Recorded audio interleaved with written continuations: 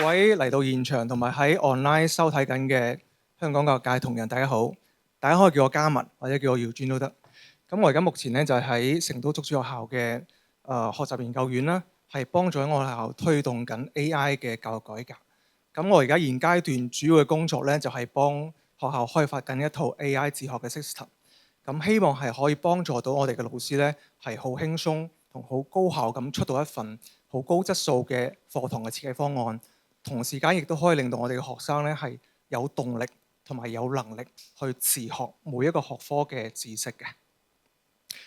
我唔知大家咁樣聽我介紹之後，會唔會都想自己嘅學校有一個類似咁嘅自學嘅 AI system？ 係啦，咁我估大家咧平時咧應該都好缺呢三樣嘢嘅時間啦、精神同埋瞓覺。咁而家仲要搞埋 AI 教育改革添。咁缺嘅嘢咧又多咗一樣咯，就係思路啦。咁咧，我今日喺度咧就係主要想同大家分享翻我哋作為呢個教育改革嘅呢條路上邊行先大家少少嘅呢個探索者，我哋自己實踐緊嘅一種思路，希望幫大家去暫時跳翻出平時我哋嘅慣性，去睇到喺 AI 教育改革路上正喺度發生緊嘅一種可能性。而呢種可能性咧就係話，我哋老師真係有時間去做翻啲有價值嘅教育行為，而我哋嘅學生係真係可以主動咁去 push 自己去學習嘅。大家可以試諗下，如果我哋喺學校唔需要日日再追住學生去催功課啦、去趕進度啦、逐個去修補啦，你哋真係可以慢落嚟，行到去學生身邊，去睇住佢哋嘅學習嘅狀態、做嘢嘅狀態，去聽佢哋講佢而家棘咗喺邊個位，然之後再決定點樣去幫佢哋。而學生佢哋唔會再做完就算啦，然之後交到差就走人。佢哋真係會主動去同你傾話，我而家棘咗喺邊個位喎，然之後我想點樣去嘗試，同埋我需要點樣嘅幫助。如果真係咁嘅話，我想問下大家，每朝起身返工嘅時候，會唔會少一啲倦怠，多返啲期待呢？大家如果同意嘅話，可以岌一岌頭。OK，thank you。係啦，咁其實頭先我描述緊嘅呢種狀態咧，呢種教師同埋學生狀態咧，喺我哋竹子學校裏邊，亦都慢慢成為一種新嘅常態。如果大家想了解多啲我哋竹子學校嘅日常咧，我喺呢度可以同大家做一個簡單嘅雲導覽，俾大家睇翻我哋嘅學校點樣喺一個班裏邊有30-40人嘅情況下邊，都仲可以出到頭先我講嘅呢種狀態。OK，咁我哋嘅第一站咧，就先嚟到我哋嘅教研嘅現場啦。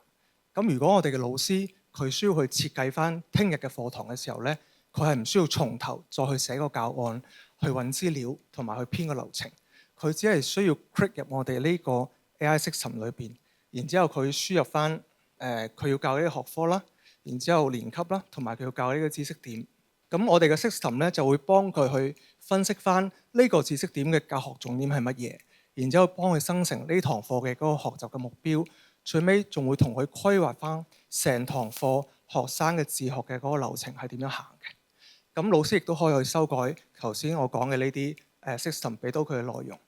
咁當老師確認咗呢一 part 嘅內容之後咧，咁我哋嘅 system 咧就會出到一份完整嘅俾學生喺課堂上面自學用嘅一個自學嘅任務書。呢個自學任務書咧裏邊咧通常會包含5到6個 step by step 嘅一個自學任務，俾到學生去自己去探索嘅。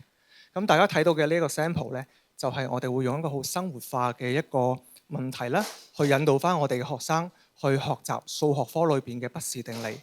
咁呢個問題就係話，假如你買咗一個2.3米高，然之後60公分闊嘅一個大嘅衣櫃，然之後你將佢打平喺個地下度裝好佢之後，你想再將佢扮翻正嘅時候，你就需要去諗呢個2.3米高嘅呢個衣櫃，佢可唔可以放得入一個樓高係2.4米嗰個房間？而呢個問題嘅關鍵就在於呢個衣櫃嘅對角線，佢會唔會長過會唔會超過呢個2.4米？如果超過嘅話，佢就會棘住喺度啦。OK， 咁頭先講嘅呢個自學任務書嘅內容咧，老師亦都係可以修改嘅。譬如話佢覺得個自學任務裏邊舉嘅例子咧，好似唔係好適合我哋嘅學生喎。咁嘅時候咧，佢就可以改到合適為止，然之後再同呢個system 去確認。咁確認咗之後咧，最尾呢個 system 係會俾到一個咁嘅自學界面學生去用嘅。咁大家可以睇到，我哋呢個自學界面其實係分左、中、右3 part。左邊呢一 part 咧，其實係一個自學任務區，就將我哋頭先自學任務書裏邊嘅內容咧，就一 part 一 part 咁呈現俾學生睇。而中間呢度咧，就係我哋一個學生同我哋嘅 AI tutor 對話嘅一個區域。而右手邊咧，呢個學習激勵區咧，係會實時去顯示翻呢個學生而家嘅自學嘅進度，同埋佢喺我哋 set 好嘅呢4個，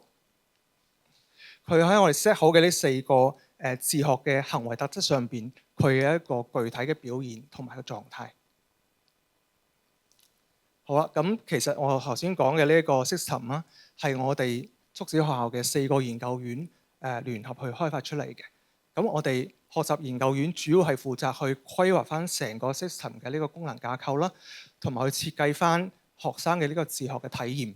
咁我哋嘅教師發展研究院同埋課程研究院咧，就會去研究同埋設計成個自學嘅 run down 點樣先會更加合理，同埋去定義個自學內容嘅標準係點樣樣。咁最尾咧，我哋呢啲想法咧就會 group 埋去俾我哋嘅教育科技研究院，由佢去開發出頭先大家見到嘅呢個俾老師同埋俾學生用嘅呢個 system 嘅1.0嘅版本。係啦，咁其實我哋開發呢個 AI 教研同自學嘅系統咧，一方面係想幫我哋嘅老師將最花時間啦，又最考驗功力嘅呢個教研嘅設計呢個工作咧，係外包俾更加高效，亦都更加任勞任怨嘅呢個 AI agent。同時間我亦都想幫每一個學生去請到一位 AI tutor，喺學生有需要嘅時候，喺自學過程當中有需要嘅時候，隨時都可以揾到我哋嘅 AI tutor 去傾、去討論、去啟發、去幫佢哋去完成成個自學嘅流程。同埋我哋嘅 AI tutor 亦都會根據同學生嘅呢個對話嘅過程，將學生嘅學習嘅一啲數據啦，會收集起身，然之後反饋翻俾我哋嘅老師，等我哋嘅老師平時可以針對學生嘅情況咧，去做一啲個性化嘅輔導嘅。係啦，咁具體嚟講，我哋嘅自學課堂會點開展呢？我哋一齊睇睇。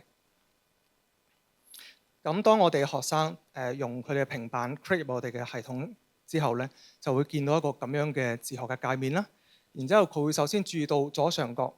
會有今日佢需要喺呢堂課裏邊去完成一個學習嘅目標。咁而根據呢個目標咧，佢當前佢就要完成以下嘅呢一個任務。咁佢喺思考同探索呢個任務過程當中，佢遇到任何嘅棘嘅位啊，或者想揾人討論嘅地方啊，佢都可以喺我哋右手邊嘅呢個 AI tutor 嘅對話區裏邊咧，去同佢展開一個探討同埋一個discussion 嘅。咁大家可以睇到呢一個對話嘅 sample 啦，我哋嘅 AI 嘅 tutor 咧，佢係唔會直接去俾個答案我哋嘅學生嘅，佢會先引導學生去梳理翻成個任務相關嘅一啲資訊、一啲數據，然之後再去引導學生去定義翻究竟呢個任務係需要學生去解決邊一個數學問題。然之後最尾佢會提醒個學生話：你而家做一個有效嘅操作，然之後根據呢個操作，你就可以一步一步咁去自己揾得翻個答案出嚟。OK， 咁為咗令到 AI tutor 唔會變成係我哋學生抄答案嘅一個工具，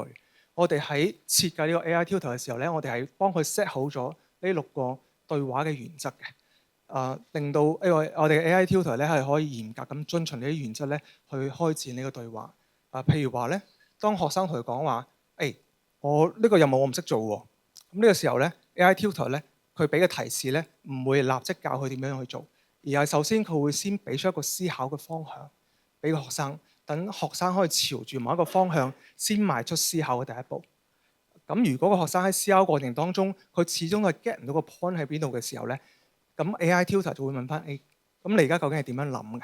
然之後佢會根據學生嘅呢個思路咧，再俾翻一個恰到好處嘅一個提醒佢，令到佢可以自己揾到嗰個重點喺邊度，然之後繼續思考落去。OK， 咁所以喺我哋嘅呢個 AI system 嘅呢個support 下邊咧，大家會睇到喺我哋嘅自學課堂裏邊有唔少嘅學生咧，佢係會呈現一種好沉浸式嘅自學嘅狀態嘅。佢哋係唔需要老師去催促啦，佢可以跟住成個 flow 一步一步咁樣去行。然之後佢哋唔會好急住去跳步或者去分心去做其他嘢。咁當佢遇到一啲困難嘅時候呢，亦都唔會好容易去放棄，而係肯靜低心落嚟去諗，又或者主動去揾我哋嘅 AI tutor 去傾。而當佢收到我哋嘅 system 俾佢關於某一個任務嘅反饋嘅時候呢，佢哋亦都會好主動咁樣去諗，哦，頭先我有邊個位可以做得更加好。咁聽到呢個時候，我相信大家都想問一個問題嘅，就係話，咁我哋嘅老師呢，喺課堂上邊，佢哋會做啲乜嘢？咁其實喺我哋呢個自學課堂裏邊呢，佢主要我哋嘅老師主要會做3件事嘅。第一件事就係去巡堂啦，觀察每一個學生嘅學習狀態。咁如果佢發現個學生喺某一個位棘咗好耐，一直都過唔到去嘅時候，佢就會幫個學生分析，哦，你而家棘咗邊個位？譬如話你係個概念理解得唔夠到位啊，定係話你個解題步驟斷咗？又或者係你嘅注意力唔夠集中。咁當我哋老師去觀察到、去判斷到個學生係咩情況嘅時候咧，佢就會適時去提供翻一啲個性化嘅支援啦。譬如話，佢當佢發現個學生係對於某個抽象嘅概念始終都理解唔到嘅時候，而我哋嘅 AI tutor 齋用文字去講解嘅時候咧，個學生始終都係唔明白。咁個老師佢就可以用翻課堂上邊嘅一啲實物嘅模型去演示俾學生睇。通過呢種演示，呢種好直觀嘅演示，令到學生可以 get 到個抽象概念嗰個內涵喺邊度。咁最尾一件事咧，就係我哋嘅老師會根據 AI system 反饋翻俾佢嘅學生嘅呢個學習數據啦，去制定翻一啲課後嘅一啲支援嘅計劃。譬如話，佢發現有唔少嘅學生喺呢堂課裏邊都對於某一個計算嘅技能掌握得唔夠到位嘅時候，佢就會設計啲額外嘅練習俾呢一班學生去專門去加強訓練。咁我唔知聽到呢度，大家會唔會覺得我哋竹小學校嘅老師佢嘅角色好似同大家所理解嘅老師嘅角色、平時嘅角色有啲唔一樣？係啦，咁其實喺我哋竹小學校裏邊，我哋會將老師嘅定位咧係重新定義成2種角色嘅，一種係學習教練，另外一種係成長導師。咁我哋學習教練咧係主要根據學生喺課堂上邊嘅學習需求，同埋佢棘住嗰個位咧，去提供翻啲個性化嘅支持，去最終培養翻佢一種獨立自學嘅能力。而我哋嘅成長導師咧，其實係更加專注喺育人方面。佢哋會根據每個學生嘅呢個個人嘅成長課題啦，譬如佢嘅社交嘅問題啦，譬如話佢對自我嘅認識啦，去提供翻一啲情感方面嘅認知同埋行為方面嘅一啲輔導，最終係希望培養翻學生嘅呢個自信心同埋韌勁。咁我哋成日都講話教書育人，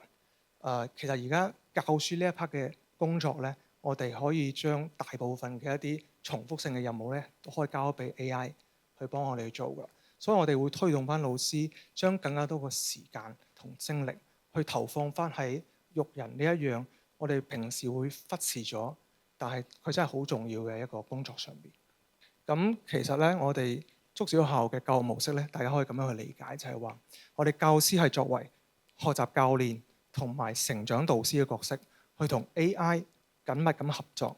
然之後支持學生去掌握翻一種高階嘅自學能力，同埋建立翻終身受用嘅呢個自信心同埋韌勁。咁大家可能會問啦，咩叫高階自學能力呢？我哋一般理解自學嘅時候，我哋會將佢定義成為識得自己去學，亦即係話學生佢可以有能力去安排自己嘅學習，譬如話點樣去定目標啦，點樣去揾資料啦，點樣去練習同溫書。而呢一個呢，亦都係我哋竹小學校對於自學嘅第一個層次嘅理解。咁而家有好多主流嘅自學 AI 平台咧，佢都會係圍繞翻頭先我講嘅呢個支持學生識得自己去學嘅呢個目標去設計嘅。咁佢哋會通過一啲，譬如話係即時嘅一啲個性化嘅反饋啊，又或者一啲針對性嘅補底補漏嘅一啲功能咧，去幫助學生咧更加高效咁去練習同埋提升。但係就算一個學生可以好高效咁識得自己去學，其實都仲係解答唔到個問題，就係話咁我點解要學呢啲呢？佢同我有咩關係？亦即係話，就算一個學生佢識得自己去學嘅時候，佢可能都仲係處於一種被動學習嘅狀態。而真正主動嘅學習狀態，喺我哋嘅理解裏邊，其實係需要個學生好清楚咁知道我點解要去學。呢個亦都係我哋定義嘅自學嘅第二個層次。喺呢個層次裏邊，學生佢唔係老師叫佢去學習，唔係個考試逼住佢去學習，而係佢真係心裏邊有個問題，所以搞清楚。佢想知道點解，知道呢件事同我有咩關係，同埋我可以做到啲乜嘢。而喺呢個時候呢，學習對於呢個學生嚟講，佢就開始係變成喺度回應緊同埋解決緊佢真正關注嘅嗰個問題。譬如話，同樣都係學英文，第一層嘅學生呢，佢可能係因為我準備要考試啦，所以佢會去操閱讀啦，佢會背生字啦。但係第二個層次嘅學生呢，佢可能係想同一啲外國嘅朋友傾偈，又或者係睇英劇啊、美劇嘅時候呢，佢可以唔需要睇字幕，所以佢真係想去學英文。其實呢個時候就意味住佢係用自己嘅一個真實嘅需求去驅動佢自己去學習。咁其實講到呢度，我相信好多老師都會諗，如果我嘅學生真係可以做到咁嘅話，我都好心足，係咪？咁但係對於我哋竹小學嚟講呢，我哋始終都相信，仲有一種更加高境界嘅自學能力，係值得我哋去探索同追求，亦都係我哋接下嚟呢個學期想要去實現嘅目標。就係我哋希望學生可以透過學習，成為一個唔一樣嘅自己。喺呢個層次嘅自學呢，佢就唔單止係為咗解決一個佢真正關心嘅問題，而係喺呢個學習嘅過程當中，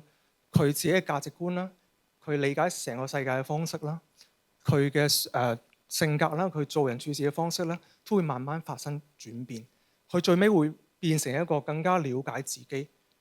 更加識得去做選擇，更加願意承擔後果，一個更加成熟嘅自己。譬如話，同樣都學英文，呢個時候佢就唔係為咗淨係喺考試裏邊攞高分啦，而係慢慢去養成一啲好嘅習慣。譬如話，佢見到啲唔識嘅生字，佢會主動去查啦，佢會肯開口去同人傾偈，唔怕自己講錯，同埋佢肯面對自己發音唔夠標準嘅呢個問題，肯去修正自己。咁到最後，佢唔單止學識咗英文，佢仲變成咗一個更加願意同人溝通，更加 open-minded 嘅一個人。所以對於呢個層次學生嚟講，學習其實唔係為咗喺個考試裏邊攞到高分，而係佢希望喺學習裏邊慢慢成為一個新嘅更加好嘅自己。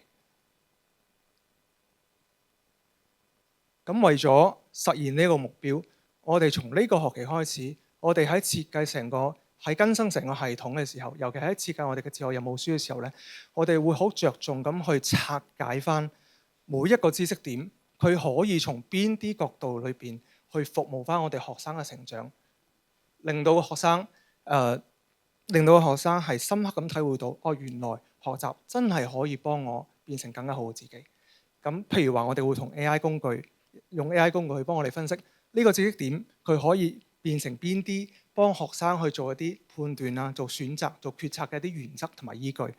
同埋呢個原則同依據可以俾佢應用喺邊啲場景。而我哋作為老師同埋AI tutor，佢可以點樣去引導個學生去理解同埋應用呢啲原則同依據。最尾當佢應用咗之後，對呢個學生喺邊方面可以幫佢有改變同埋有成長。舉個簡單啲嘅例子嚇，譬如話係《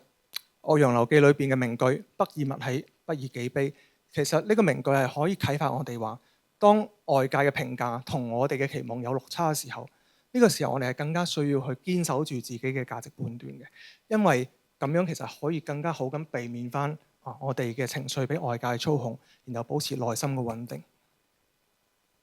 同埋我哋喺數學科裏邊教期望值呢個知識點嘅時候呢，亦都可以唔係齋教公式，而係教學生去區分翻成件事裏邊邊一 part 係我可以控制，邊一 part 係我控制唔到嘅。咁我控制到嗰 part，我點樣可以做得更加好？控制唔到嗰 part，我點樣去用一啲方法去對沖佢嘅風險？我哋竹小學相信學霸唔係淨止係喺考試裏邊攞高分學生，而係佢哋真係可以運用學到嘅知識，去令到自己保持一個清醒嘅大腦，去做翻一啲明智嘅有智慧嘅一啲判斷同埋決策，最尾變成一個更加好嘅自己。我哋希望通過學習教練、成長導師同埋 AI 自學嘅系統三位一體嘅自學模式，去令到我哋每一個學生都可以成為咁樣嘅學霸。最尾我哋希望我哋培養出嚟嘅學生，佢可以發展出呢4種特質：自驅、專注、享受思考同埋痴迷改進。係點解我哋會咁重視呢4種特質呢？其實因為而家 AI 真係好勁嘅，佢出方案啦、出報告啦，好快，而且唔會攰，所以好多公司會發現，淨係識得去執行指令嘅人咧，會慢慢被淘汰同埋被替代。但係當 AI 嘅產出越嚟越高嘅時候咧，我哋更加需要人去幫我哋去定個方向，就係知道要做乜嘢，點解要做，去守住個邊界，知道乜嘢係要做，乜嘢係唔可以做，同埋咁要去承擔出咗問題之後，佢會肯去修補成件事，同埋最尾佢肯去改進，令到件事變得越嚟越好。我哋相信成個社會嘅分工模式會慢慢變成係 AI 去出個方案出嚟，而我哋人係會負責去決定呢個方案用唔用，點樣去用，同埋點樣用得更加好。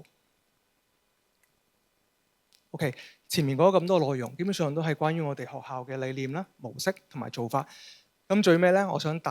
俾大家帶走一樣，聽日就可以用嘅，而且可以幫到大家嘅一個課堂導入工具。希望呢個工具咧可以幫大家實現咗一種效果，就係令到啲學生唔會再坐定定喺度等你俾個答案佢哋。佢哋會肯主動去思考啦，去發言啦，然之後佢發覺自己諗錯嘅時候咧，佢哋會願意去問你哋點解，同埋我應該點樣去諗。咁我將呢個工具嘅指令啦、原理嘅講解啦，同埋一個 sample 咧，就打包放喺呢個 QR code 裏邊，大家就可以掃碼，然之後 copy 翻個內容出嚟，放翻喺你哋嘅 AI model 裏邊就可以用噶啦。OK， 咁今日講咗咁耐啦。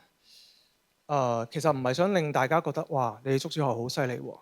因為其實我哋都係啱啱起步半年左右，我哋每日都仲要解決好多大家意想唔到嘅問題。我希望今日嘅分享係令到大家可以相信，其實喺 AI 教育改革呢個浪潮裏邊呢，我哋真係有路可以行嘅，而且唔係淨係得你一個人行緊。我知道大家平時都會好攰啦，有好多掣肘，好多無奈。想去改嘅時候唔知點改，但正正係因為咁，我哋更加需要一齊摸住石頭去過河。大家如果想同我有更加多嘅交流咧，可以後邊再加個 WeChat， 我可以提供更加多嘅 support 俾大家嘅。咁希望大家聽日返到學校咧，仲會記得你唔係一個人都摸索緊，我哋一齊喺獅子山下攜手共濟，踏平崎嶇。多謝大家。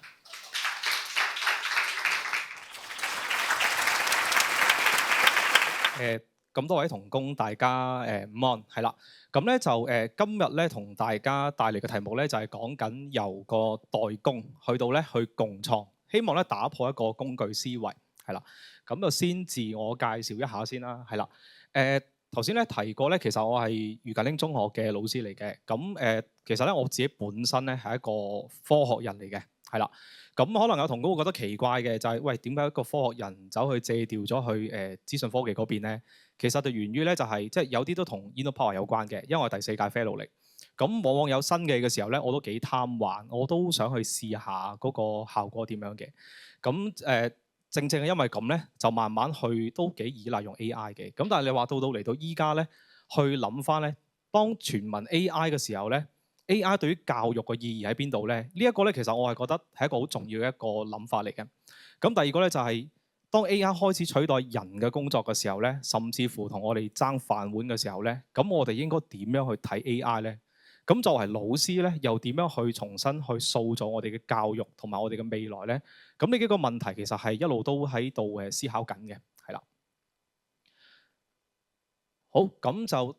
我唔知大家有冇留意啲比較新嘅新聞啦？有冇同工其實學校有玩OpenClaw， 即係比較 hit 嘅話養龍蝦，即係咧將個權限直頭俾 AI 開放好多，然後咧隻 AI 係可以自己做晒所有嘢，甚至乎咧係幫你俾錢乜都做到嘅。你發覺咧其實依家咧佢唔單止係一個大型嘅語言模型咁簡單，甚至乎咧佢係做緊一個我哋叫做 agent 啊，係啦，呢一個咧係有一次咧，其實去人哋學校度支援，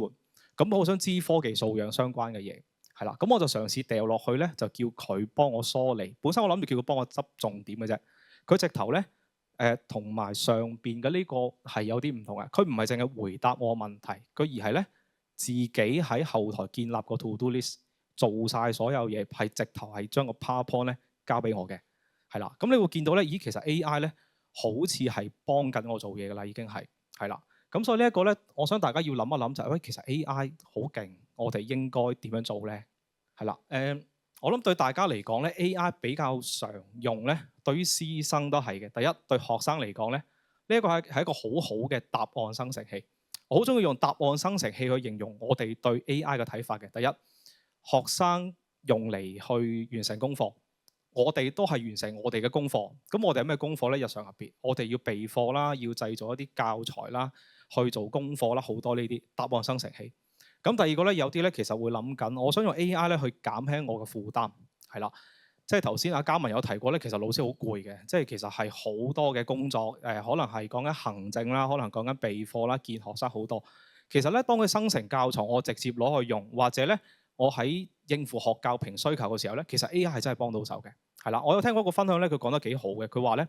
AI 咧會令到我哋起稿快咗好多。頭先講個 PowerPoint 就係咧，我掉落去咧，佢俾咗 PowerPoint 我之後，但係我咪直接攞去分享咧？唔係嘅，我一定要自己再去加工嘅。咁但係個起稿係真係快咗，我負擔輕咗嘅。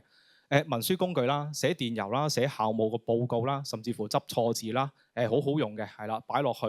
咁我自己都寫咗啲工具咧，直頭係我擺嗰段文字啲 point 落去咧，佢話可以用報告風格幫我寫啦，去即係話可能有時去寫計劃書風格啦，好多嘅。甚至乎咧改作業係啦，我平時有時去支援啲其他嘅同工嘅時候咧，評估呢個範疇係最多同工問嘅，係啦，我話點樣可以掉啲功課落去，佢幫我改埋咧咁樣，係好多同工會問嘅。甚至乎咧生成一啲多媒體啦，係啦，咁啊如果大家有留意嘅話咧，SeedDance 咧其實佢可以做到嘅嘢多咗好多，係啦。咁到最後咧，亦都係個效能提升嘅工具，係啦。咁你問我咁多個範疇，我係咪全部都試過晒咧？係嘅，係啦。咁但係我點樣同 AI 相處咧？嗱，如果大家去諗一個問題，我要解答個問題，點解天空係藍色嘅？係啦。咁以往如果我哋要做呢條題目嘅教材咧，左手邊咧其實係講緊呢度分開嘅，右手邊呢度我用 AI Gen 嘅，左邊咧其實係講緊咧，我掉條問題落去個 Google 度，我要作為老師咧嘅一啲專業知識咧，我要去逐個睇，我去梳理個內容，我要諗咧呢樣嘢啱唔啱我個學生用。我唔係就咁揼落嚟，我要諗，啱唔啱用咧？我應該要加減啲咩嘢咧？可能高中學生會明，然後擺落初中又點咧？但係其實你發覺咧，如果我用 AI Gen 咧，我就咁揼落嚟就用得嘅。咁所以你會見到咧，其實咧代工嗰個問題都幾嚴重嘅，係啦。咁舉一個好簡單嘅例子啦，功課係啦。我相信大家收功課咧，一定係收到過啲學生攞 AI Gen 啲答案出嚟，咁然後咧都幾多錯漏嘅。係啦，嗰個錯漏咧係講緊個答案太完美啊，係俾我哋捉到錯漏。學生輸入個問題，答案自動生成。咁學生做功課意義喺邊度咧？佢唔知自己識唔識㗎。總之就係我應付任務。咁而對於老師嚟講咧，其實依家咧個答案直接生成，甚至乎有啲同工係攞個 AI 去改功課嘅時候咧，呢份功課嘅價值係咪真係可以幫到我哋嘅學生學習咧？咁所以咧，其實咧，你問我嘅話，我覺得依家大家去睇 AI 咧。一個代工咧，代工本身就冇問題。個問題就係咧，太過追求效率啊，咁就會好容易咧，因為個效率而降低咗學習嗰樣嘢。我哋出教材、出功課，其實我哋思考緊嘅。我哋其實咧，某程度上係回應緊學教評嘅。咁而學生咧，就亦都因為追求個效率咧，令到佢哋咧學唔到嘢，係啦。咁嗱，其實好得意嘅。如果老師用 AI 生成一份功課，學生用 AI 完成功課。然後咧，老師再用 AI 改功課咧，你發覺咧，去到最後咧，其實係兩個 AI 喺度對決嘅咋。即係 AI 係越嚟越聰明，但係對於學生學唔到，老師其實未必教到。咁其實咧，我哋大家 train 緊隻 AI model 啫嘛。咁所以咧，AI 係一個代工呢個問題咧，係即係我希望大家會留意到呢一樣嘢。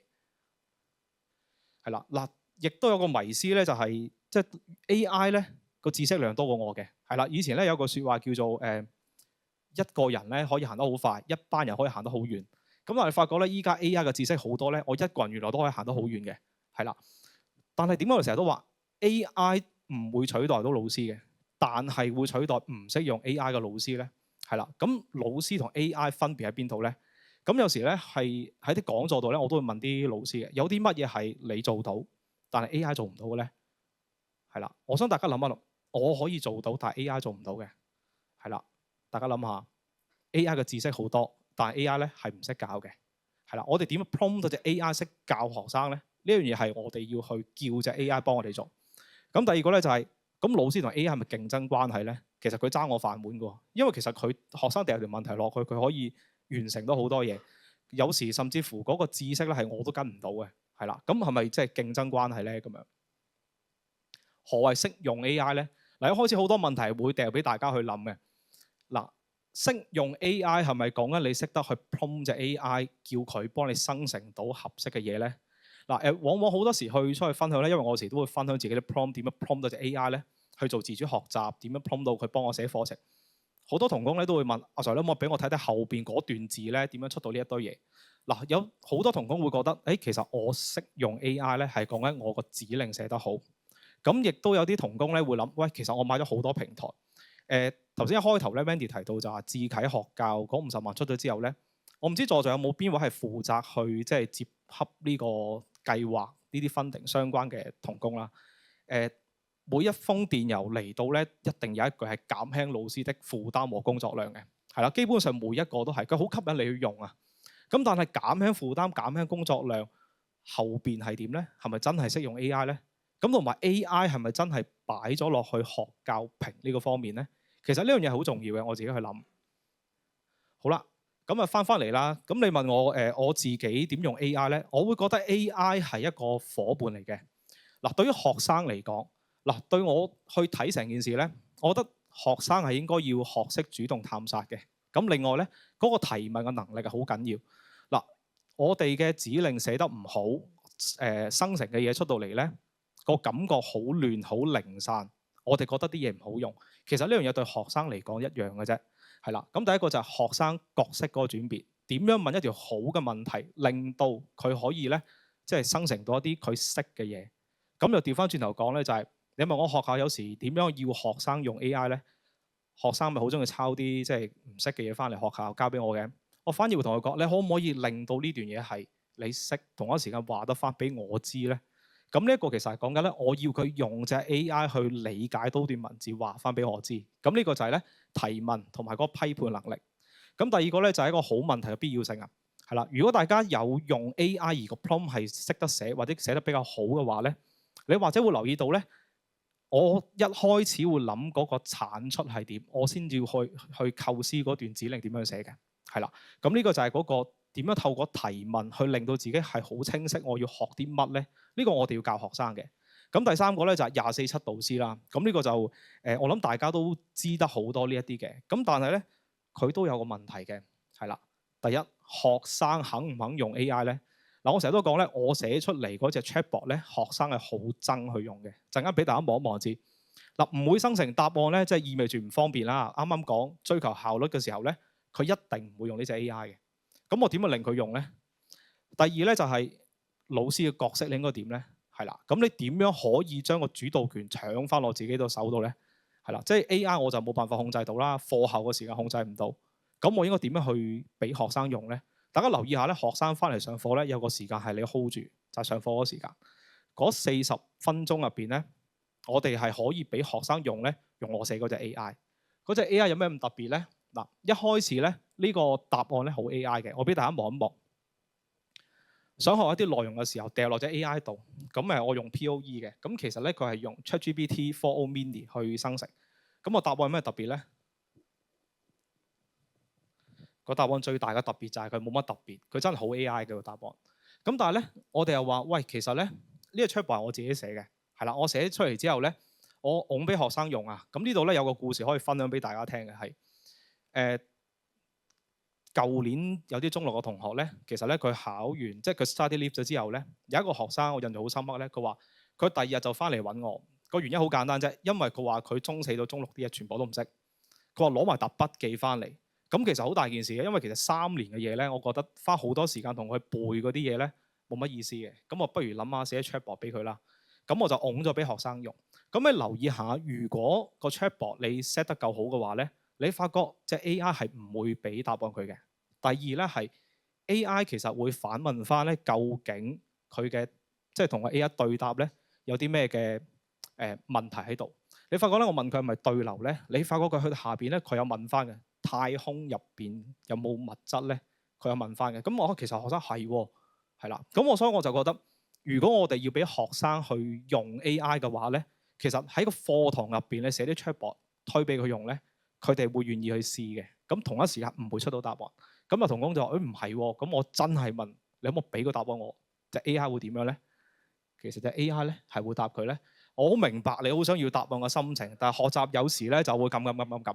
咁所以你會見到咧，如果你 set 得 chatbot 啱嘅話咧，佢唔係一個答案生成器嚟嘅。咁你話喂，算唔算用 AI 咧？算，但係學生隻 AI 咧俾我 hold 住嘅，係啦。你話個課後嗰啲其實我比較難控制嘅，坦白講。但係咧，你話嚟到課堂入邊佢要去試一啲嘅嘢咧，我係可以控制到嘅。呢個係教嗰方學習嗰方面啦。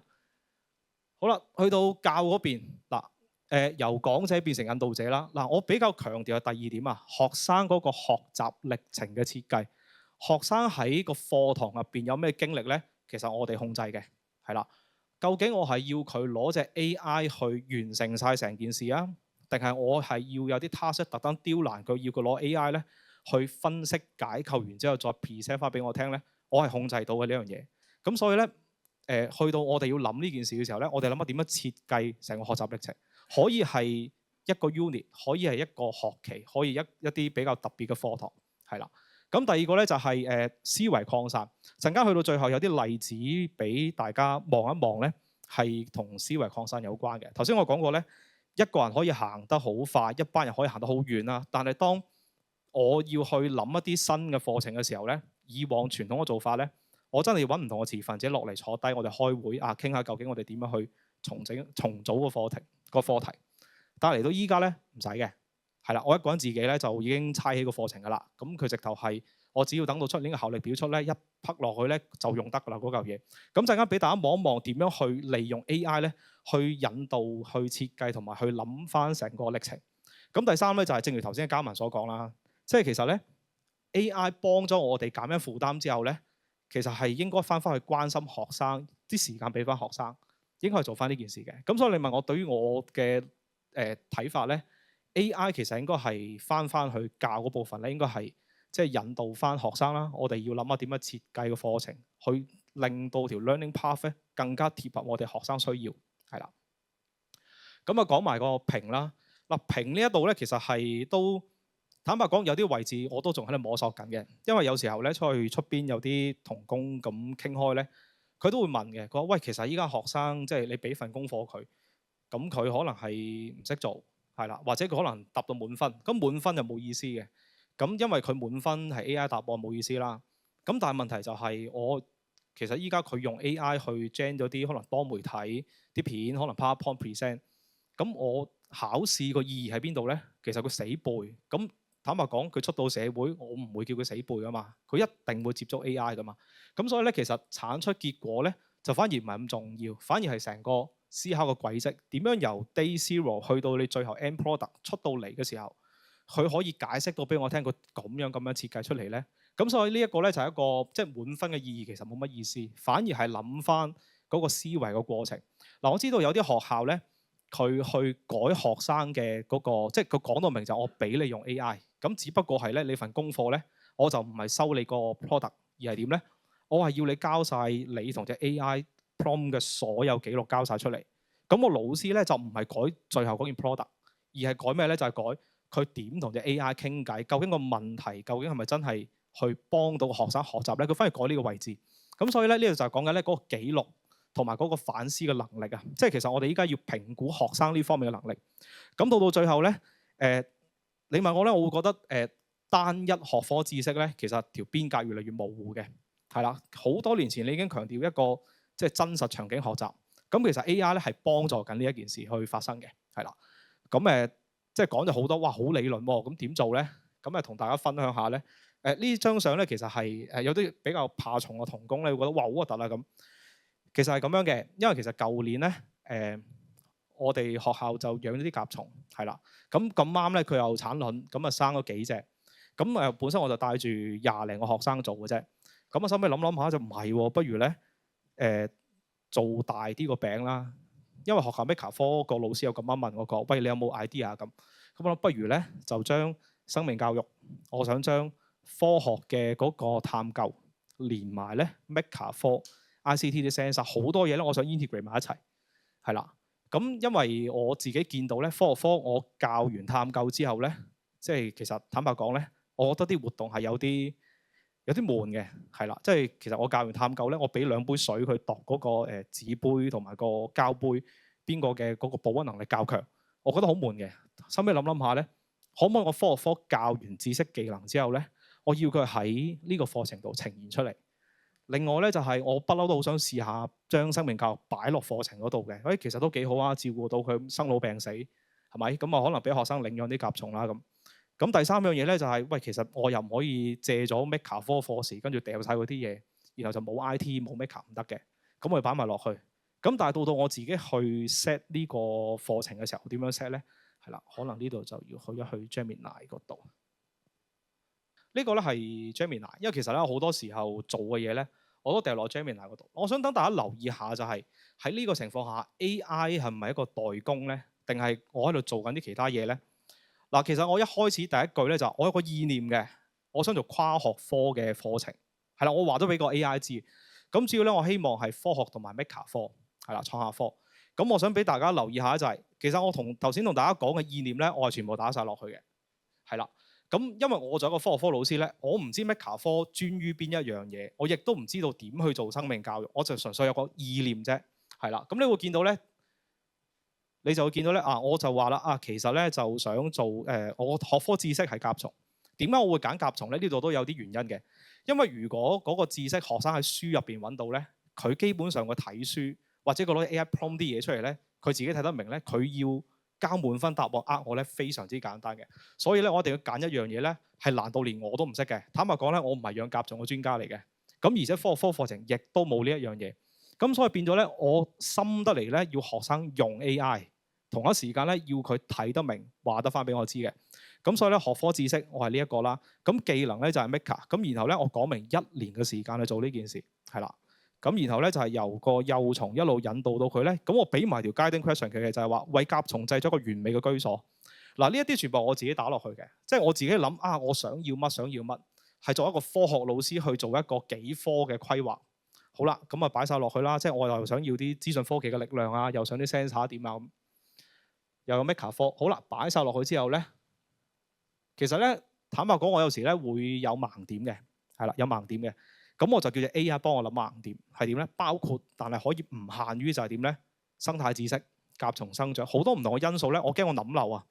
咁然後咧嗱，我一個科學老師嚟嘅，但係呢啲牽涉到課程跨學科嘅嘢咧，我唔識嘅。咁點算咧？我就叫 AI 幫我諗。呢個就係我講發散思維。我有一個科學老師，到我有啲嘢想做，我去叫隻 AI 扮某個角色去幫我評估呢件事。咁佢就話啦即係作為一個課程發展主任，最資深嘅添，叫佢評價一下個課程。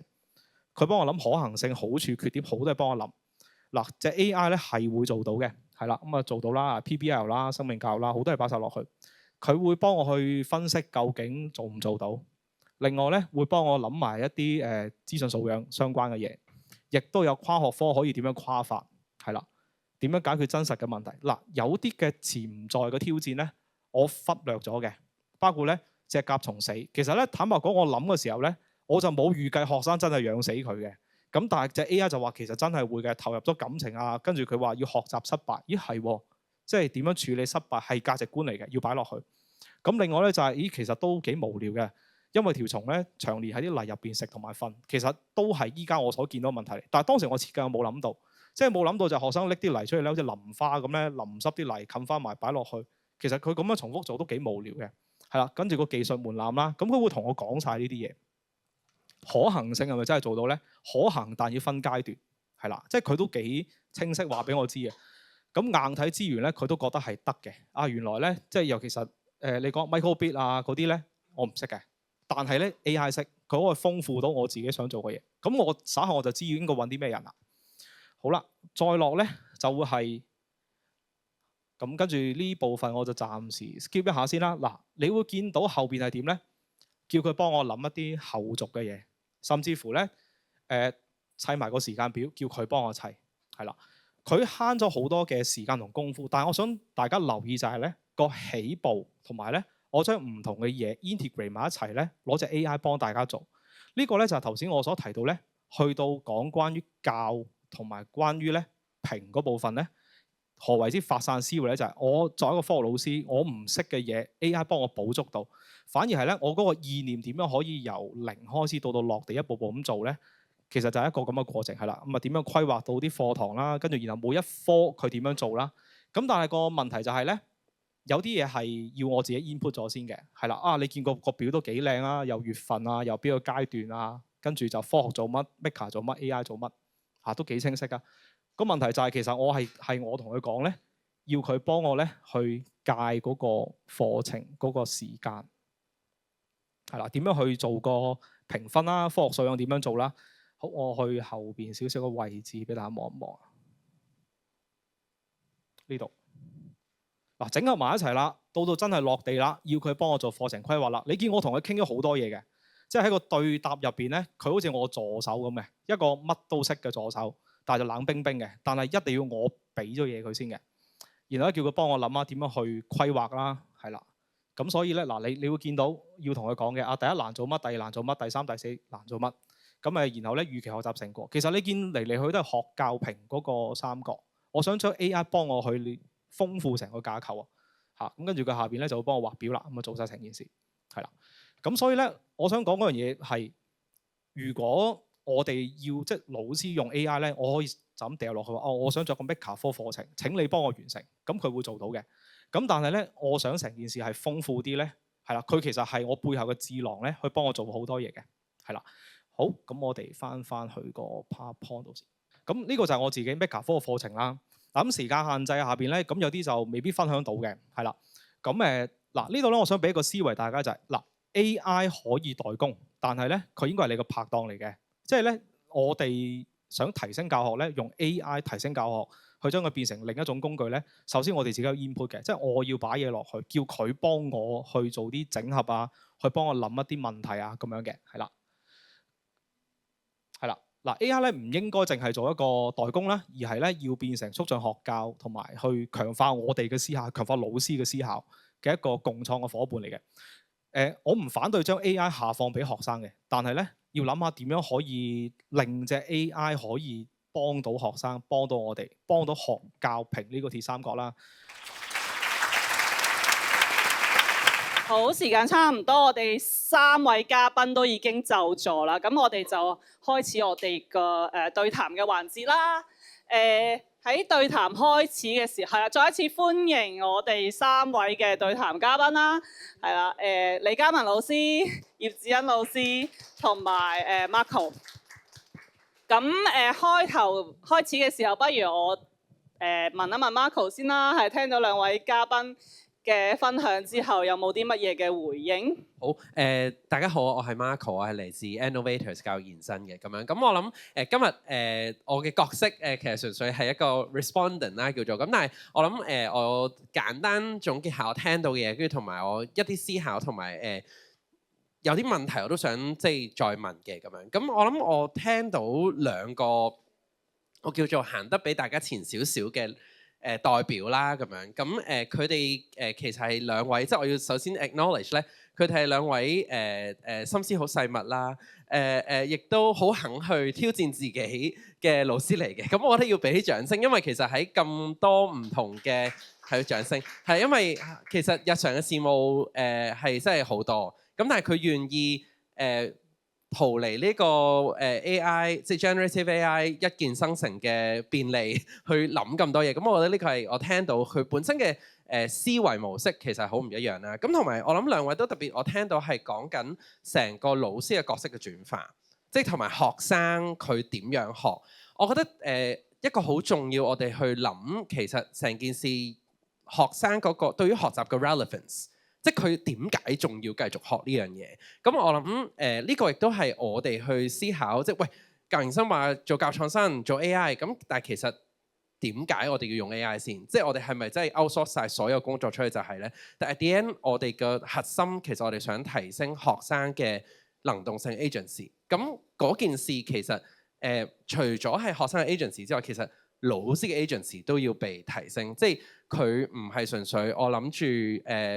一條問題咁樣掟落去 AI， 跟住就好快手啦咁樣。咁我諗呢一個係即係角色上嘅轉換啦，我聽到，同埋喺成個 learning experience 上，無論係備課去到你再去設計，再去真去 deliver 嘅過程裏邊，你哋擺有好強嘅教育嘅理念啊，即係嗰個 education philosophy 其實係街住你去。咁而我覺得呢個亦都係當我哋去諗 AI 點樣去使用嘅時候，其實我哋作為大人我哋要好清晰，其實點解我哋要用？我哋係用佢呢個工具嚟達到乜嘢目標？咁我諗呢個係香港好多老師或者即係我哋要再去一齊深深地去反思。我睇到阿子欣喺佢嘅 sharing 裏邊咧，佢大部分咧都係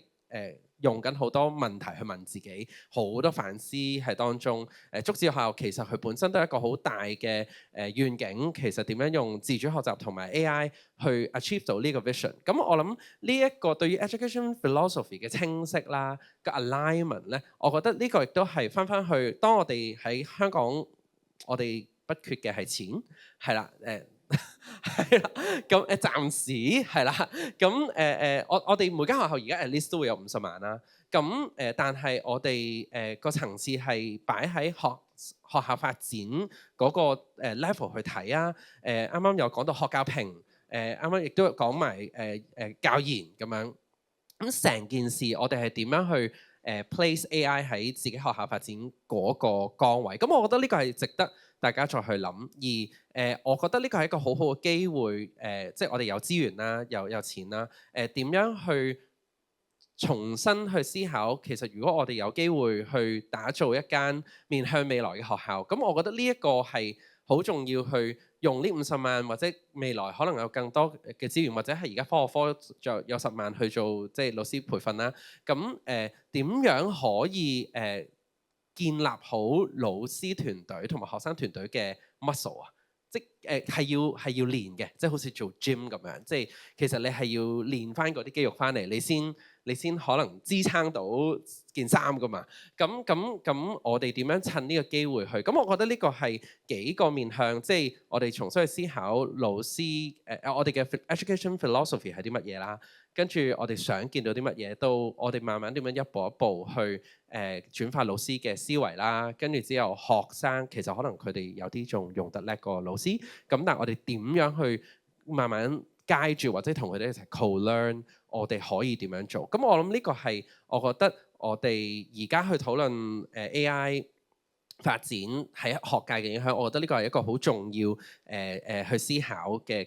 嘅方向。咁但係反而咧，我關心嘅係，因為咧其實我而家都喺大學讀緊書啦，即係 part time 讀緊書。咁咧其實真係好誘惑㗎，即係你一撳個掣，你掉份 assignment 嘅 guideline 落去，跟住之後就叫喂你我而家就係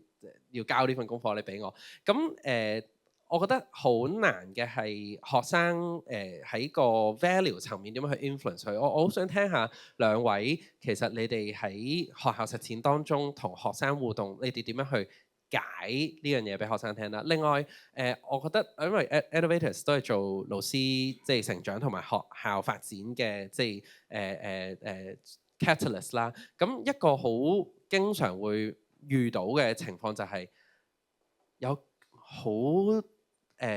唔係好多人好似子欣老師咁樣，哇行得咁快嘅喎。咁有啲老師就係我真係唔識用喎，我唔想用喎咁樣。而家你叫我用，咁我咪用咯。但係我唔會好似你咁打咁多 prompt 落去嘅喎，咪一句咪搞掂咯咁樣。點樣？你哋係而家有啲咩策略去 influence 其他老師一齊 on board 件事咧？即係我諗今日嚟得嘅同工可能都係應該喺學校要負責做呢樣嘢，所以你就有興趣嚟，係啦。咁呢個係一個大嘅難點，就係喂，咁我想啫，咁我決定晒，咁但係其他老師佢on 唔 on board 件事咧？咁樣，譬如竹子學校，即係你哋由上年9月開始推，我啱啱即係會前我都有問啦，就係有幾多個 percent 嘅老師好 on board 件事㗎？咁其實都係20-30% 係啦，咁其他唔係嗰啲咁點搞啊？即係但係學校個發展方向又即係好清晰啦咁樣。咁你哋有啲咩策略咧？咁我諗子欣同樣你去支援好多學校嘅老師或者學校睇緊呢件事都係好實務性嘅。咁你哋喺余近興又點樣思考緊呢件事？咁呢個係即係我思考嘅問題，好想又聽下你哋兩位嘅分享咁樣。可以。咁不如我講先啦。我想回應咗第二條問題先嘅，即係你話喺學校咧，坦白講多唔多同工好積極去入去呢件事度去思考咧？坦白講咧，唔算話你話100%即係呃你嘅啫。你話點樣去推動到成件事發生咧？我會覺得係首先有甜頭啲老師舐到先，係啦，即係好簡單就係學校有個好有心嘅老師，佢英文科老師嚟嘅，咁啊佢有諗好多遊戲去幫學生學英文。咁首先咧就係我 show 咗一次俾佢睇就其實原來你可以攞 AI set 到個遊戲嘅，即係 Gemini 做到呢件事。咁我俾佢睇咧，咦佢真係得喎咁。咁其實佢就好熱衷於做呢件事啊，因為佢諗緊遊戲化學習相關主題。咁呢個第一啦。咁第二個咧就係其實咧我自己有寫一個 chatbot 咧，嗰 chatbot 其實係即係啄到碎晒，餵埋俾佢食㗎啦。嗰個 chatbot 咧就係我有8條問題嘅。總之咧，佢同隻 chatbot 講 hello，咁然後隻 chatbot 就問佢你教咩科㗎咁。佢順住啲 chatbot 咧1至8啲問題答晒之後咧，咁然後咧佢就將一段提示詞俾佢嘅。嗰段提示詞係就咁 paste 落去隻 AI 度咧，咁就應該會中到佢想要嘅嘢，係啦。即係其實嗰個 chatbot 對我嚟講成本好低嘅啫，攞 POE 寫嘅，咁 share 出嚟俾啲同工，咁然後咧佢用唔用就佢嘅事係啦。因為其實咧我不嬲都好認同一句説話嘅就係，佢一支粉筆搞掂啲學生咧，就唔好要佢攞住部 iPad 嘅，即係攞啲粉筆搞得掂就算啦咁。咁但係你話當嗰件事有甜頭，而且個起步門檻好低，咁其實咧佢哋係願意做嘅。咁而頭先第一條問題咧，其實學生嗰個素養個問題咧，其實要花比較長嘅時間嘅，因為對學生嚟講咧，佢喺短時間完成佢個 task，然後咧嗰樣玩咧，佢係覺得好方便嘅。咁幾時可以入到班學生咧？一定係捉到1、2個學生，佢係攞 AI 去生成功課，係啦。咁我有聽過有個同事分享咧，就係即係學校即係有啲功課俾佢哋咧，佢真係攞 AI gen 出嚟。咁啊真係執到佢出嚟嘅時候咧，我自己都捉過一個嘅，就係作篇文啊，係啦，嗰個學生篇文係完美嘅，我覺得係，即係如果你話可以俾我打分咧，就算我唔係教中文，我都知個篇一定係滿分作文嚟。咁啊，我執到佢出嚟之後咧，咁就好殘忍，我話放學你留低，係啊，我俾咗白紙你作翻一模一樣咧，咁我就話你掂啦咁。咁所以你話要真係教學生呢啲素養相關嘅嘢咧，係真係要有啲位佢撞板嘅，係啦，再唔係咧就係佢要見到 AI 嗰個價值咧，就係頭先我提到就係話夾重好深嘅嘢，可以將一啲佢唔識嘅嘢，即係可以拉低到個門檻係，我識喎，我做到喎，咁對佢嚟講咧，亦都係一個可以入到佢個位置嚟嘅，即係原來 AI 係幫我學習，而唔係生成份功課，即係呢啲位置要等佢有個學習經歷，佢遇到過啦 ，AI 幫到佢啦，學識咗之後咧，咁佢先會知道應該點樣用一件工具咯，係啦。嘉文老師咧，有冇咩回應？係啦，咁首先回應翻第二個問題先啦，就係話我哋點樣令到嗰啲70-80% 嘅老師可以 involve 到件事入嚟啦。我自己喺呢個假期有一個反思嘅，亦都係希望喺今個學期可以喺學校裏邊去推動翻呢件事，就係話其實我哋應該將個 mindset 去改變一翻下，就係我哋唔好將佢當成係我哋嘅一個任務嘅指派被動嘅接受者，而係佢係我哋作為我哋去推動呢個變革裏邊嘅一個好關鍵嘅內部嘅客戶即係我哋要去服務翻佢嘅需求，就係話我哋可以幫佢梳理翻佢喺日常嘅呢個成個 workflow 裏邊啦，佢有啲咩位咧，有啲咩任務咧係真係令到佢苦不堪言嘅，又好高頻出現啦，又會成日出錯啦，好嘥時間啦，咁我哋會幫佢梳理翻呢啲位出嚟。然之後咧，我哋嗰啲嗰20-30%嘅老師咧，可以利用佢用 AI 嘅經驗啊，佢去幫呢啲佢嘅同工去分析翻佢呢啲位點樣可以用 AI 去幫佢優化翻成個 workflow 出嚟啊，然之後再帶住佢試，令佢真係感受到頭先智恩講嘅甜頭係啦。哦，原來 AI 真係可以當係我嘅同事、我嘅助理，去幫我去解決一啲我已經困擾咗我好多年嘅問題嘅時候，咁其實佢對於 AI 嘅 mindset 又喺度改變緊嘅。咁呢個時候我哋就可以再將佢 involve 得更加深啲，就係話我哋點樣可以我哋平時教研嘅時候啊，或者係我哋作為成長導師嘅時候，我哋面對學生嘅一啲成長嘅課題，我哋點樣一齊去用 AI 作為我哋嘅一個 consultant，去幫我哋分析翻我哋俾到佢哋嘅建議應該係點樣更加合理。咁係點樣令到 AI 成為我哋嘅 thinking partner？咁而我覺得喺學校推動呢一個改變好重要，即係其實都係唔好覺得啲 so called 唔肯喐嘅同事就係衰，即係其實佢都係喺個學習嘅 learning curve，只不過即係都係我哋行前一步咁樣，咁不如一齊再諗啦咁樣。冇錯。咁我再繼續回應翻第一個問題啦，就係話學生嘅 AI 素養。其實我哋上學期呢一個我覺得好有意思嘅做法，可以分享俾大家，就係當我哋想令到我哋嘅學生可以好自主咁去用 AI，唔係將佢當成一個智恩講嘅答案生成器，而係一個思考嘅一個夥伴嘅時候，我哋點樣去做呢？我哋可以係一啲我哋老師裏邊嘅先行者，佢自己回歸翻學生嘅呢個視覺，佢係喺課堂上邊去 show 俾學生睇。如果我係你班嘅同學，我要學呢個知識點嘅時候，我會點樣去用我嘅 AI model 去一步一步咁同佢對話。去回歸翻學生呢個角色，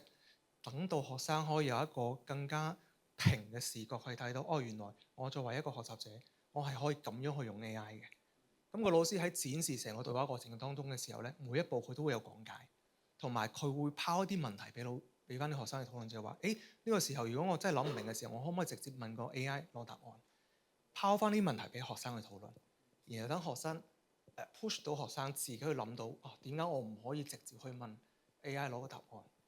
去形成一種唔好嘅依賴。係咁呢個時候其實就慢慢就會生成翻就係佢哋去用 AI 嘅一種規則同埋倫理出嚟。我諗係嗰個，即係我啱啱聽到其實係成件事都要示範，不論係示範俾老師睇，定係其實都要再示範俾學生睇，其實乜嘢係 possible 嘅。即係當然你可以一句咁樣對埋去 AI，咁佢可以答你嘅，但係其實原來有另一啲做法，而點樣令佢其實老師同學生一樣，就係點樣令佢一開始其實已經有成就感。喂，原來 work 喎，原來真係幫到手喎，咁可能嗰個 momentum 就會出嚟。係啦，令到佢一開始有一個正向嘅循環喺度。喺呢度我都想追問多少少，就係因為我知道竹子學校啱啱都有同工好關心，即係點樣可以你全校係自學加 AI 啦，咁樣點樣去令到啲老師或者係令到同學仔一定唔係一步到位咁樣即刻就全校去推呢一個模式嘅？咁可能補充分享多少少，就係你哋學校點樣去鋪排呢一個嘅進展？係我哋嘅成個鋪排嘅節奏咧，就係我哋從上個學期開始啦，我哋先從我哋嘅中一同中四呢兩個年級去作為一個我哋改革嘅一個試點。咁呢個試點咧就意味住我哋係會幫呢兩個年級嘅學生啦，都配晒我哋嘅學習嘅平板。呢個學習平板就意味住佢唔可以去上一啲娛樂方面嘅啲 Apps， 佢只係去專注翻用翻我哋自己開發嘅呢個 system 啦，包括裏邊嘅一啲學習嘅一啲 agent 啦。咁同時間喺呢兩個年級裏邊咧，我哋會做咗好多新嘅一啲探索同埋嘗試，去睇下 work 唔 work 嘅。譬如話係我哋會將個課程嘅，我會將成日嘅呢個時間嘅安排咧，係斬成係我哋叫4+4嘅模式。上午4個鐘，我哋就呢兩個年級就完全用我哋嘅平板去自學每個學科嘅知識。然之後老師咧就作為一個學習教練喺旁邊去輔助佢哋。咁然之後下午嘅呢4個鐘咧，一方面我哋會帶佢做一啲項目啦，另外一方面就係因為頭先我哋都講到話，我哋老師會轉型成為成長導師，所以會安排翻俾學生有一個可能1對幾嘅一個導師嘅一個對話時間。咁然之後，我哋會將呢個比較我哋叫比較 aggressive 一啲嘅一個改教模式咧，就定期去復盤翻佢裏邊有啲咩經驗係可以沉澱翻落嚟，然之後 share 俾其他年級嘅。會有一個定期一個交流同埋分享咁嘅機制，去令到其他年級見到我哋呢2個年級喺度，即係作為一個我哋學校裏邊嘅先行者啦，佢哋有啲咩收穫，遇到啲乜嘢挫折啊，相當於係打個板俾佢哋睇，然之後等到後邊佢哋喐起身嘅時候會更加有底氣。好多謝分享。我都想提一提現場同埋線上朋友，如果你喺聽嘅過程中都仲有一啲疑問啊咁嘅話咧，都仲係可以用 post 啦，或者係用 Q&A 嘅一個function 咧，就係去向我哋提問。我哋一陣間應該仲有啲時間剩嘅話咧，就會同大家去討論嘅咁樣。咁我哋都翻，因為今日開場嘅時候，其實我哋都有個 check in 啦，就係問大家話對於培養學生自主學習能力呢個部分，究竟 AI 係一個朋友定係一個敵人嘅角色咧？咁我哋望見現場同埋線上嘅我冇 show 出嚟，現場同線上嘅投票嘅結果咧，其實大部分人都係可能中間，但係傾向於朋友多啲嘅。咁我都有揾到一啲現場朋友寫嘅 notes 啦，就話因為佢係朋友啦，因為佢可以幫我喺我教學遇到難點嘅時候，又會可以詢問到 AI 嘅意見，即係等於佢可以作為一個 partner 咁嘅角色啦，或者係佢可以令到我工作更有效率啦。咁但係亦都有同工就好擔心，就係話佢其實係敵人嚟嘅，因為學生會過分依賴 AI，啱啱都有提到相關嘅問題啦。咁但係亦都有朋友係可能比較中立嘅角色，就係覺得佢其實係一個朋友，但係應該係要有界線咁樣嘅一個朋友啦。咁我都想知3位即係對於呢一個議題嘅話，你哋嘅態度會係點樣咧？Marco 講先。我好簡單，即係我覺得其實都係佢一個工具。咁我覺得翻去其實係要問我哋用呢個工具嘅時候，即係當然啦。可能我而家講緊今天2026年3月，我哋未有 AGI 啦。即係咁可能之後有 AGI 就唔同講法啦咁樣。咁但係即係AGI 即係 Artificial General Intelligence。咁即係其實而家都可能啲 AI agent 都接近可能可以去到。咁但係我諗如果佢仍然都只係一個工具，佢可以話我哋代工做少少嘢。我哋係持住一個乜嘢嘅 values 或者 philosophy 去睇呢個工具，我覺得係影響究竟我哋係 shape 佢係一個惡魔啊，定係一個可以幫助我哋嘅同路人？係。你哋兩位咧？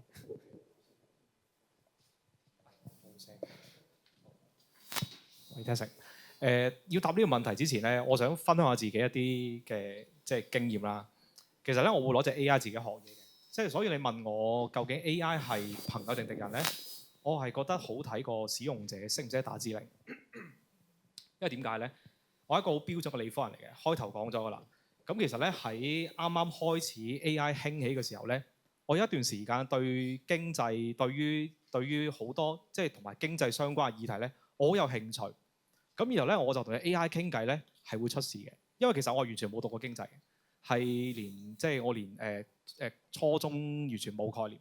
咁我問隻 AI 咧，佢係攞咗啲經濟學大師嘅理論嚟答我，咁就好大件事啦。就變咗咧，即係如果我係學生，有老師問我咧，咁如果我唔係去慢慢去論隻 AI 講乜咧，我就抄答案㗎啦已經。咁但係咧，因為其實我知道咧，我係可以 prompt 到隻 AI 教識我嘅。我最後就點咧？請你以一個即係教初中1年級學生嘅一個方式去教我啦咁。佢係拆得好細，慢慢去教我嘅。咁呢個係即係我自己嘅經驗啦。咁所以你問我 AI 究竟係即係自學呢個範疇係朋友定敵人咧？我覺得好睇嗰個使用者嗰個心態。究竟係我係要學識呢樣嘢啊，定係究竟係我要攞啲答案去交差啊，定係點咧？咁所以我就會我自己會覺得係好睇嗰段指令識唔識寫，係啦。呢個我自己一啲嘅分享咯。其實我嘅觀點同子欣好似嘅，就係我覺得咧。首先 AI 佢係冇辦法選擇佢係成為我哋嘅朋友定係成為我哋嘅敵人，個決定權其實取決於我哋自己。咁我覺得喺培養學生嘅自學能力呢方面咧，AI 對於我嚟講其實係一個老師嚟嘅，即係佢唔單止係朋友，佢係一個老師，對我好有啟發。點解咁講咧？就係因為當我同 AI 去討論呢個問題，即係點樣去培養學生嘅自主學習能力嘅時候，我會去引導翻佢去自己去 research 翻一啲關於學習科學嘅一啲最新嘅最前沿嘅一啲理論方法，然之後當佢吸收咗呢啲方法同理論之後，佢再講翻俾我聽。如果我哋學校嘅老師喺具體到每日喺課堂上面點樣去培養學生嘅自主學習能力，佢可以做啲咩有效嘅動作，同埋佢背後嘅呢個原理係乜嘢，佢真係可以拆得好細嚟同我講。所以佢相當於係喺呢方面作為我嘅一個 mentor 咁樣嘅角色去存在。啱啱大家都有即係因為頭工都有提到一啲問題啦，就係話其實係咪需要係裝備到學生某一啲能力先至開始俾佢用 AI 咧？你哋喺呢方面有冇啲乜嘢嘅諗法？即係譬如話而家好多同工都擔心就話一下子就俾學生去用 AI，佢會開始依賴啦，唔思考啦咁。咁係咪有一啲基本嘅素養需要裝備咗先咧？你哋咁點樣睇？我自己覺得咧，嗱，其實就算無論我下唔下放隻 AI 俾學生用咧，學生一定會用嘅。就算我即係講到明我唔準用 AI 咧，其實課後嘅時間放學之後佢用我管唔到啊。咁所以咧，其實我會覺得係無論學生用定唔用 AI 都好咧，AI 素養係一定要裝備咗學生先嘅。呢個係唔關究竟佢用定唔用 AI 事，即係我會自己咁樣睇呢件事。咁同埋反而係會諗下點樣教佢用啦，即係點樣教佢可以係一個即係好嘅提問去幫佢攞到一個答案啦，係啦。咁我自己會覺得係即係呢樣嘢基本上係唔單單係資訊科技科要教，可能講個科學科會教啦，或者其他唔同嘅課題咧，或者喺平時帶學生活動咧，我都會滲呢方面嘅嘢去教佢咯。首先我覺得就係話，如果大家擔心學生會依賴到 AI 去逃避思考呢件事啦，我會覺得有一個可以去嘗試嘅一種方式嘅，就係話我哋控制唔到佢落咗課之後翻到屋企用邊個 AI，但係我哋可以就好似頭先子欣講咁樣樣，我哋先 set 好一個 prompt 俾佢然之後我哋佈置嘅呢個功課咧，我哋可以先引導學生喺成個課堂最尾嗰幾分鐘，佢先寫咗自己嘅思考出嚟先，哪怕只係一句話咁簡單，佢先寫咗自己嘅最原始嗰個版本嘅思考。然之後，如果佢願意嘅話，可以寫多一句佢點解會咁諗。然之後，佢翻到屋企要做嘅嘢就係話，佢攞住我哋俾佢嘅 prompt，因為我哋 prompt 肯定係 set 好咗，唔俾個 AI 直接俾個答案佢，而係一步一步咁樣街住佢，根據佢寫嘅呢個最原始嘅思考，去引導佢去發現有邊啲位係可以更加完善嘅。然之後佢最尾交到翻嚟俾老師嘅嗰樣嘢咧，係可以係話佢同 AI 對話嘅成個過程啦，同埋佢根據同 AI 嘅討論之後，佢決定要去改佢嗰個功課嘅嗰幾個位係邊幾個位，同埋點解要咁改，將佢思考軌跡呈現翻出嚟俾老師睇。好因為而家剩翻可能大概15分鐘嘅時間啦，咁我哋都真係認真開啟我哋嘅 Q&A 嘅回答嘅環節啦。咁我而家都收到其中一個問題啦，就我自己個人都好有興趣嘅呢個問題，就係講學生具備自學嘅能力啦，但係佢欠缺可能自學嘅動機喎。咁喺 AI 代工嘅情況下，佢哋長遠可以利用 AI 協助問題啦。咁但係點樣可以令學生有動機同意欲去學習咧？咁我之前都知道竹子學校其實可能喺由學生可能被動學習到主動學習嘅呢個過程中，其實好似都遇過一啲有趣嘅試驗而有失敗咁樣。你會唔會可以就住呢個問題可以分享一下你哋嘅經驗咧？咁其實喺我哋竹主學校咧，上學期確實係發生咗一啲好有趣嘅嘗試，可以 share 俾大家聽嘅，就係我哋對於一啲學生佢本身係對於學習冇咩太大嘅動機嘅時候咧，我哋會揾我哋嘅成長導師去同佢傾翻佢背後嘅嗰個原因係乜嘢。譬如話好多學生，我哋會發現佢係因為唔想跟住老師嘅講課嘅節奏去行，佢想有自己可以把握到嘅節奏。咁呢個時候我就會因應翻呢一部分學生嘅需求，去成立翻一個我哋叫自學社，俾到佢哋去嘗試話，我哋而家闢一個空間俾你哋，然之後呢一日嘅自學嘅呢個目標同埋內容，你哋自己去 set，我哋嘅導師會去輔助你哋，等你哋真正可以體驗翻自己掌握自己嘅學習節奏。咁當然我哋亦都會俾一啲 AI 工具佢，令到佢成個過程係更加可以smooth 一啲嘅。咁後尾我哋會發現咧，喺呢個過程裏邊，有啲學生係真係可以食住呢個勢，去掌握到自己學習嘅節奏，然之後係提前去完成到比老師更加快嘅一個教學嘅進度。但係有啲學生佢去到呢個空間嘅時候，就變咗係因為冇人管佢啦。佢亦都唔知自己點樣可以做到自我管理呢件事，所以可以盤平。當時就會發現個分化好大，係啦。咁後尾我哋再同呢啲學生傾嘅時候，會發現佢哋覺得唔知點樣去起步，即係佢覺得你而家好似將我掟咗去一個曠野嗰度咁樣樣，冇路俾我行，我唔知行邊個方向。咁呢個時候我哋嘅學習教練就會介入，去同佢哋傾翻，我點樣可以幫你 set 到聽日嘅呢個學習目標？我哋將個目標 set 得細啲，令你覺得嗰件事唔係真係特別難，而係我可能夾一夾腳尖我就可以 OK 㗎啦。咁同埋我哋會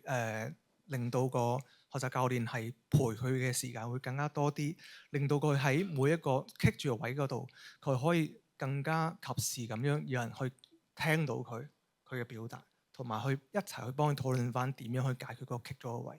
令到佢喺啱啱起步嘅時候有更加多嘅信心，同埋積累到一啲可以慢慢越滾越大嘅一啲成就感。咁後尾佢亦都可以慢慢跟得上。我就住呢個問題，我覺得要值得思考嘅係我哋見到嘅冇動機嗰個真正原因係啲咩？究竟係佢唔想學我哋想佢學嘅嘢，所以佢咪 hea 你咯，即係咁，即係其實可能係本身學習內容已經唔合佢哋，即係啦呢個年代，可能個問題有陣時可能出現咗喺學校度，因為我哋逼迫佢哋即係做緊一啲佢哋唔想做嘅嘢。咁當然明白現實都係有啲規範嘅，咁但係我覺得AI 嘅出現可能可以幫到手係。我哋回歸，即係如果真係好似竹子學校咁樣，老師其實回歸翻去育人嘅視覺就係，其實我哋真係去睇下佢個學生需要係啲乜嘢。其實原來每個學生佢需要嘅有啲就係，我要拆細啲；有啲其實可能真係有啲狀況，佢真係冇晒動機，佢本身唔係淨喺課堂裏邊都冇動機嘅。咁我諗嗰啲就再有另一啲即係專業支援啦咁樣。咁但係其實我哋喺香港學校普遍見到嘅學生冇動機，或者我經常聽到老師講嘅冇動機。咁我覺得值得問係咪真係冇動機，定係其實佢對於課堂嘅設計啊、老師嘅引導啊、內容上嘅即係 relevance，佢真係唔覺得關我鬼事咩咁樣？咁可能呢啲先係佢真正表現喺表徵上面睇到佢唔 engage 喺課堂，但係其實有啲位可能係老師要有責任再去調整咁樣。嗱呢度咧，我有啲即係自己嘅經歷想分享啦。我就想問下在座各位咧，其實你平時喺幾時會用 AI 咧？即係你其實我諗大家唔會正常搭緊地鐵嘅時候，我同隻 AI 傾下偈先，比較少嘅。一定咧係有需求，或者係咧有啲嘢係逼到佢一定要做。例如咧，舉個例，大家要寫報告，可能搭地鐵咧就打定啲字落去啦，到時翻去就 copy 落部電腦度啦。咁其實對於學生嘅學習嚟講咧，我覺得一樣嘅。學生佢用 AI 嘅動機咧，一定係有啲嘢逼迫佢可能要去做，呢個係第一啦。咁嘅第二個咧就係我自己想分享咧，就係同甲蟲都有啲關嘅。話說有一日學校啲甲蟲咧，有一隻學生即係好心急衝埋同我講咧，話一隻甲蟲咧，佢啲腳嗰個倒鈎咧全部斷晒，咁而且喺個盒入邊揾唔到啲斷腳，係啦，都幾恐怖嘅。咁然後咧學生同我講就點解會咁嘅咧？咁但係問題就係我係科學老師啫，但係我唔係甲蟲嘅老師嚟噶嘛，咁我唔識。咁我就話：喂，其實會唔會你自己上網揾下資料咁？嗱，呢個係一個動機嚟嘅。咁佢就真係問 AI 嘅。咁但係 AI 俾佢嘅答案咧，坦白講，佢睇完之後俾翻我咧，我話其實我都唔識嘅，係啦。嗱，呢個位置我想講就係第一就係嗰樣嘢係好深，第二咧佢有興趣，第三咧係佢要解決一個問題啊。咁所以咧，我會覺得你要學生去用 AI 咧，首先嗰樣嘢要係 hit 到佢興趣呢個位。第二就係嗰樣嘢一定要係好深，深度係點咧？深度係老師都唔識嘅。嗰個動機就係其實 AI 應該識過老師嘅嘢會多過老師，咁我就會去試去揾。咁到最後咧，佢係揾咗答案俾我咧，我都唔識嘅，我就 call 咗俾另一個導師咧。咁個導師咧就其實應該係呢啲基因缺陷嘅問題。咁又係一個即係我彈翻個段對話俾翻學生就其實個甲蟲導師就話咧，可能啲甲蟲近親繁殖咧，咁所以可能去到咁上下咧個飼養冇問題嘅，即係肯定翻學生先，因為學生係即係好自責啊，即係揾好多 AI 同 AI 傾好多相關問題。係冇晒啲勾咁，跟住咧到最後咧衍生到下一個咧就係學生會好想知點解基因會有缺陷咧？因為個 Form 2嘅學生嚟，佢唔識嘅，咁咪又再問咯。咁所以係嗰樣嘢係好深，同一時間有個興趣。第三咧就係佢要解決需求。咁我會覺得呢幾樣嘢咧，其實會 push 到學生去用 AI 嘅。我自己覺得。好，我見咧時間都差唔多。咁不如我最後一個問題，我想睇下兩位，因為在座都係一班好有心嘅同工啦，即係5點鐘咁樣坐咗2個鐘喺度。咁你會點樣？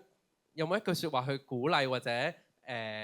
suggest 佢哋明天返學校嘅崗位裏邊，佢第一步如果佢真係想試，或者佢有啲已經做緊啦，即係你建議佢做咩先？做咩或者諗咩咯？係啦。兩位，我冇答案啦。唔係我嘅答案就係、如果你未開始用任何 AI 工具，咁就 download 一隻先啦。即係去試下先，因為我覺得 at the end of the day 咧，聽幾多咧都係唔夠你自己試用咧係最實在嘅。即係可能你試完之後就覺得，原來今日 Marco、子欣同埋阿嘉文 Sir 講嘅嘢係廢嘅，唔緊要 ，at least 呢個係你自己嘅經驗咯。咁我覺得自己試用，你可以用學校，如果係用 Google 嘅，你咪用 Gemini 咯；如果係用 Microsoft 嘅，用 Copilot 啦。如果你POE 啦，或者Perplexity，如果你有用嘅話，咁即點都將你本身自己 workflow 裏邊嘅某一個 task augment 咗，試下揾佢 invite 佢同佢一齊協作。即係咁，我覺得呢個係。我覺得第一個可以可以聽日翻去試嘅第一步係啊。我會覺得要真係你要開隻 AI 出嚟同佢傾係啦。咁但係都有個需求嘅。咁但係其實我本身諗住講啦，聽日要試嗰樣嘢咧，Google Workspace 咧有個叫 Flow 嘅工具咧，大家翻去試下，可以自動幫你睇電郵，係將封電郵咧 summarize 用一句説話咧幫你整合出嚟嘅。咁你試過咧，你就會知道咧，原來有啲嘢咧 AI 係幫到你嘅，係啦。或者講咧，因為佢本身係已經 default 咗一啲指令喺度，好簡單就做到啦。你會容易啲明白就係原來有啲指令咧係可以即係做到嘅，係容易做到嘅。咁你如果發覺咧真係要做呢啲即係真係睇唔明嘅話咧，用魔法打敗魔法係啦，攞 AI 去寫一段指令 paste 翻落去，咁你就會見識到 AI 嘅威力㗎啦。咁你就會嘗到甜頭㗎啦。嘉文咧有冇建議？我建議咧，其實就好似頭先子欣講嘅，我哋翻去一定要同 AI 傾。咁我就會建議大家咧，真係去傾。咩意思咧？就係話唔好打字，用翻 AI 佢有嘅語音功能，你去同佢呻，你當佢係一個新入職嘅同事，係一個新入職但係好有經驗嘅同事，去將你平時成個 workflow 裏邊最難搞嘅一個位，最想去改嘅一個位。用最自己平時日常嘅表達去同佢講，講完之後再去問翻佢話：如果你係我，你會點樣去做？然之後跟住佢俾你嘅 guideline去試一試。同埋大家可以翻去試用一下嘉文啱啱分享嘅嗰個 prompt 啦，我有玩過都幾有趣，係。